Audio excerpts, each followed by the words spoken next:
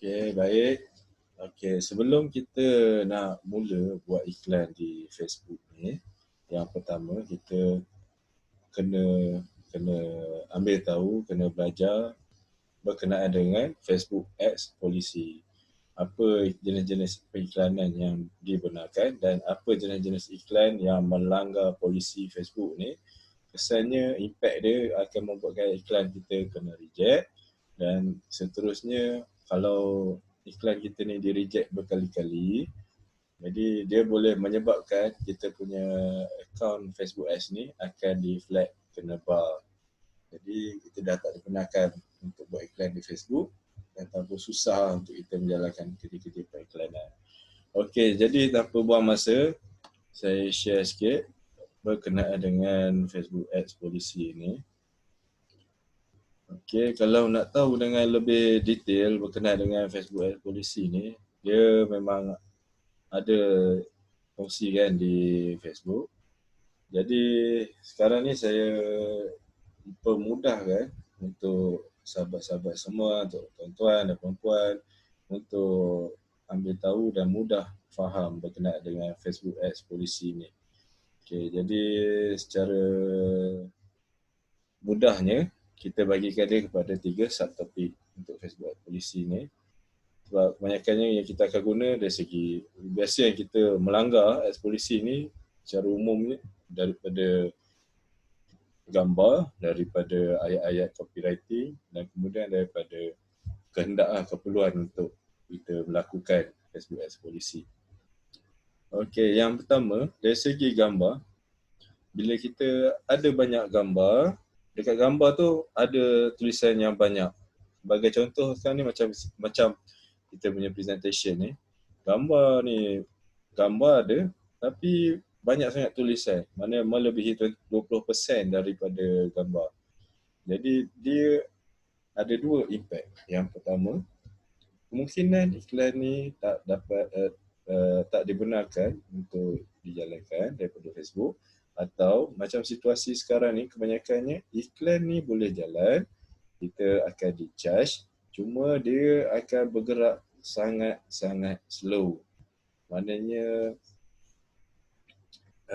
memang susah iklan ni. Maknanya bila kita tengok dia dah jadi tak efektif. Maknanya memang reach dia, pencapaian dia pun slow, kos dia akan jadi mahal. Okey, jadi saya ulang balik, kalau gambar untuk kita gunakan iklan tu, gambar tersebut ada terlampau banyak tulisan, dia akan memberikan impact, iklan ni akan berjalan sangat slow dan kemudian kos dia akan jadi sangat mahal, dan kemungkinan dia pun akan jadi iklan ni tak jalan langsung. Okey. Jadi kita kena pastikan, contoh kadang-kadang kita nak gunakan iklan, sebab contoh dia dengan gunakan gambar poster, banyak tulisan. Jadi impact dia tu akan jadi macam tu lah. Jadi kita kena pilih gambar yang ada suasana dan kurang ada tulisan di gambar. Okey. Jadi yang seterusnya, poin seterusnya adalah penggunaan gambar sebelum dan selepas. Okey. Untuk sebelum dan selepas ni banyak digunakan dengan produk kesihatan lah. Biasanya produk kecantikan, contoh macam orang yang berjerawat, sebelum pakai penuh jerawat. Jadi bila pakai dia dah licin, mulus kan. Jadi macam Facebook memang dia tak benarkan dia perbezaan gambar sebelum dan selepas ni dalam satu gambar. Okay. Kemudian poin yang seterusnya adalah gambar-gambar yang lucah ataupun menggairahkan, menaikkan nafsu. Jadi ni pun adalah antara elemen yang mana memang orang cakap sex sales, tapi kita sebagai orang Muslim, orang Islam, orang Timur, jadi kita ada budaya yang mana kita masih lagi mempunyai pegangan, pendirian bahawa gambar biarlah pada gambar yang baik, menutup aurat, dan juga menjaga kita punya image, menjaga kita punya branding pada perniagaan kita. Okey, poin yang keempat ni, dia mengganggu emosi ni. Contoh, uh, macam kalau kita buat produk orang yang kurus ataupun maknanya kita nak bagi satu menjualkan produk untuk dia bagi berselera makan. So ada gambar perut orang ni sampai nampak tulang. Maknanya anorexia kan, jenis yang makan muntah. So kita nak selesaikan masalah tu. Jadi kita letak gambar macam tu. Ataupun memang kita nak letak tu untuk sebagai awareness, tapi kadang-kadang orang lain yang tengok tu dia rasa macam terkejut, dia rasa macam kita mungkin nak beli ke, nak sindir ke untuk golongan-golongan macam ni. Jadi kalau boleh cuba try to be neutral, natural pemilihan gambar ni. Pastikan mana yang penting kita punya message tu sampai. Dan kemudian orang berminat untuk nak tahu dengan lebih lanjut. Jadi Facebook kalau dari segi polisinya dia tak nak orang terganggu emosi dan juga mana melampau takut pada gambar tersebut. Okey, selain daripada tu yang antara saya boleh kongsi gambar-gambar yang contoh macam sekarang banyak orang share testimoni semuanya, tapi kena make sure kita crop testimoni tersebut. Jangan ada logo daripada Facebook, jangan ada logo daripada WhatsApp ataupun Instagram. Okey, itu antara polisi daripada Facebook. Maknanya kalau nak ambil tulisan je tak ada masalah, tapi jangan letakkan logo-logo yang saya sebutkan tadi. Selain daripada tu, contoh kalau gambar, kita ada watermark, dia ada tulisan. Jadi kita kena make sure kita punya watermark tu jangan sampai lebih daripada 20%. Okey. Jadi ataupun contoh macam kalau kita ada produk Kowe, saya ambil produk Kowe, so dia ada tulisan dekat Kowe, kita ambil gambar, memang kita tak edit gambar tu.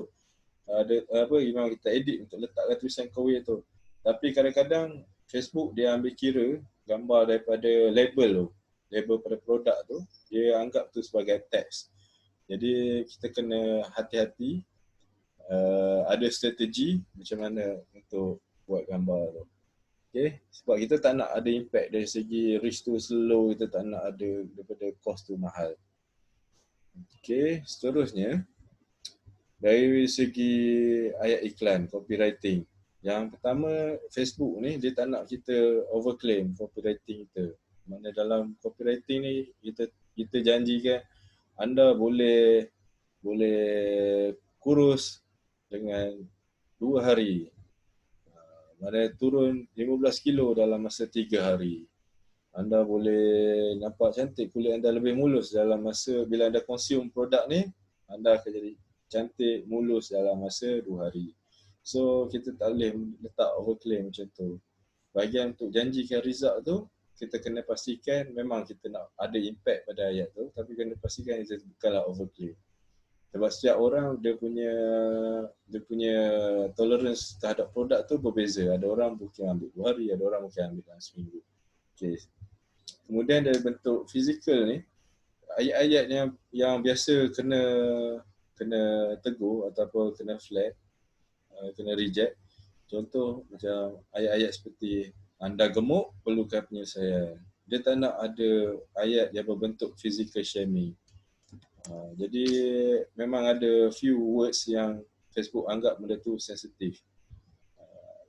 Dia kadang-kadang memang mungkin boleh terlepas dia, tapi bahagian awal ni mungkin daripada filter daripada komputer okey, tapi bila manual review daripada Facebook punya personal, yang tu kadang-kadang kita dah kena reject.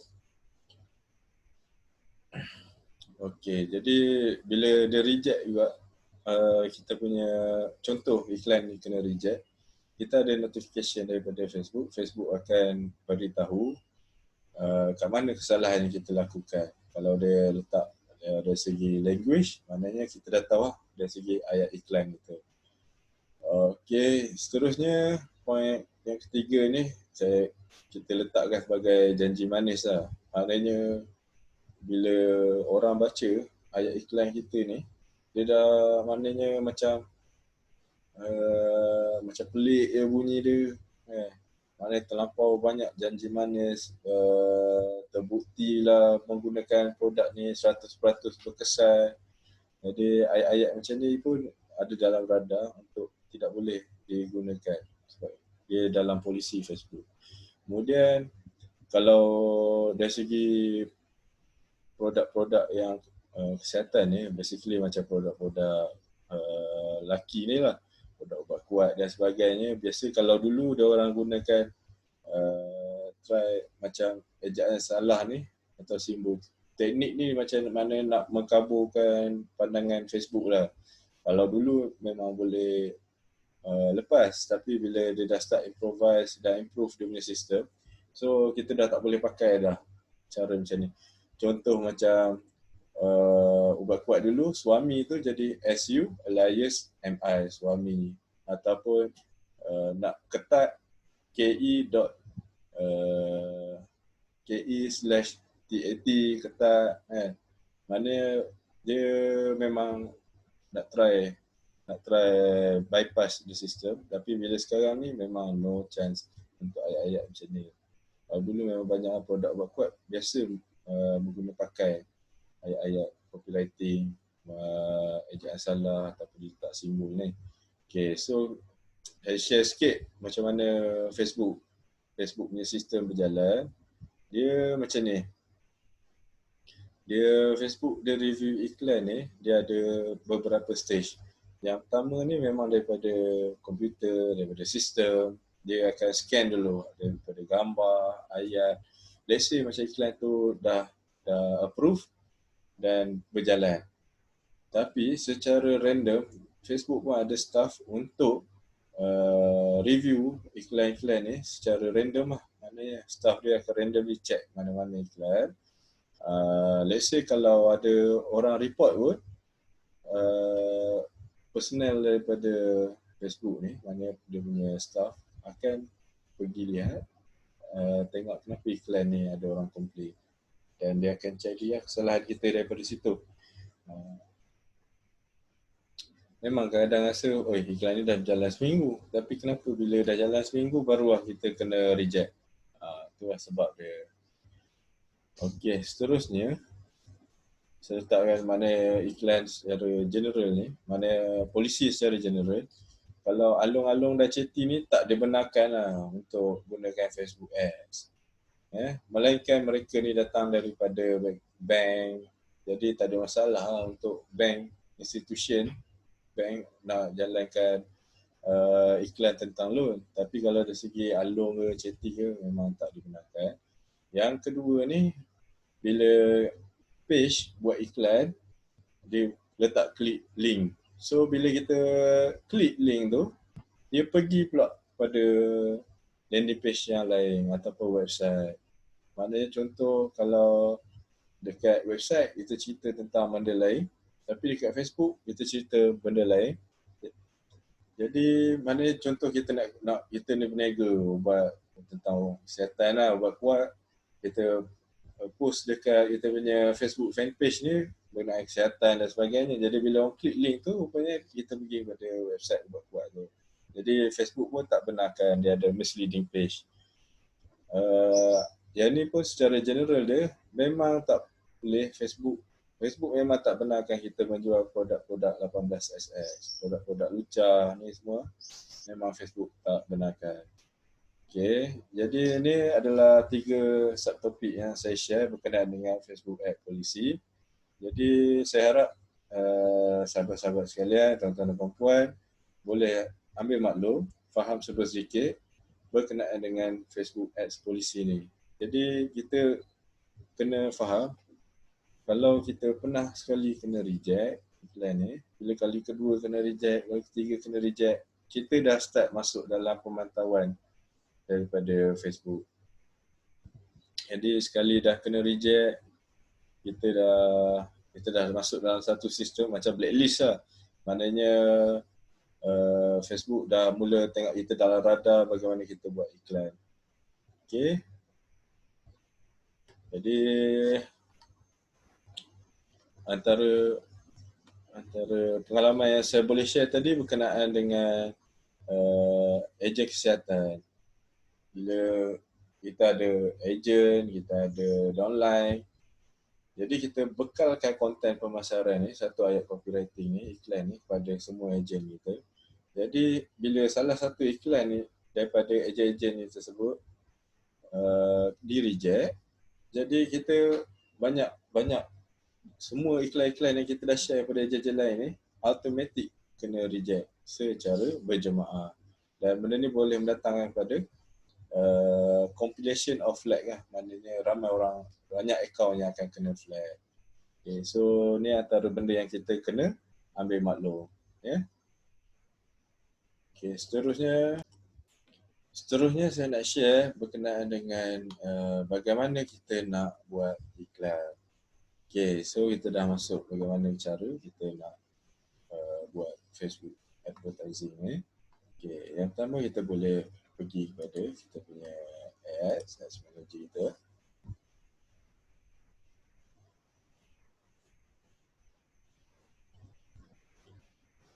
Macam tadi kita dah faham berkenaan dengan Facebook Ads Policy. Jadi yang ni saya nak terangkan secara ringkas berkenaan dengan structure campaign kita, structure iklan di Facebook ni. Okey. Ini lebih kepada pendedahan lah pada sahabat-sahabat dan tuan-tuan dan puan-puan sekalian. Okey, so kita kena fahamkan untuk fasa yang pertama kita ada campaign. So dekat campaign ni adalah bahagian yang permulaan. Dekat sini dia cuma letak berkenaan objektif iklan. Okay, objektif iklan ni maknanya apa tujuan kita nak buat iklan. Contoh kalau kita nak buat iklan berkenaan dengan video, kita pilih video. Kalau kita nak dapatkan engagement, post engagement, kita pilih post engagement ni. Okey, seterusnya kita ada bahagian ad set.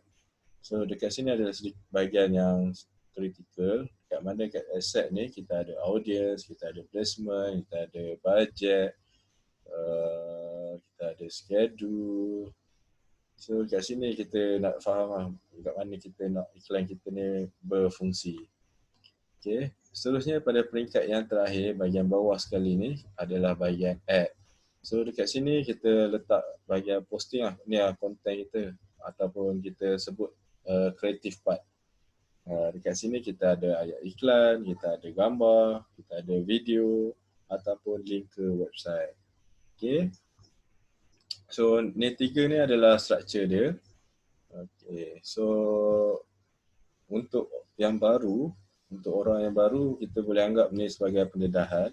Tapi kalau yang dah biasa buat, kita kena faham kan bagaimana structure ni berfungsi untuk kita nak buat split testing, kita nak go through balik bahagian-bahagian mana kreatif, kat mana yang kita boleh bagikan iklan kita ni menggunakan bajet yang efisien, yang kita boleh kontrol dan seterusnya mendapatkan objektif kita tercapai, kita dapat keputusan yang kita mahu. Okay. Seterusnya saya akan kongsikan dalam video yang lain tentang bagaimana kita menjalankan iklan kita. Okay. So sampai sini saya harap tuan-tuan dan puan-puan masih lagi segar, masih lagi bersemangat untuk belajar. Dan selepas ni kita akan mulakan lebih kepada bidang teknikal lah. Bahagian teknikal berkenaan dengan Facebook Ads. Okay, jadi kita berjumpa dalam video yang seterusnya.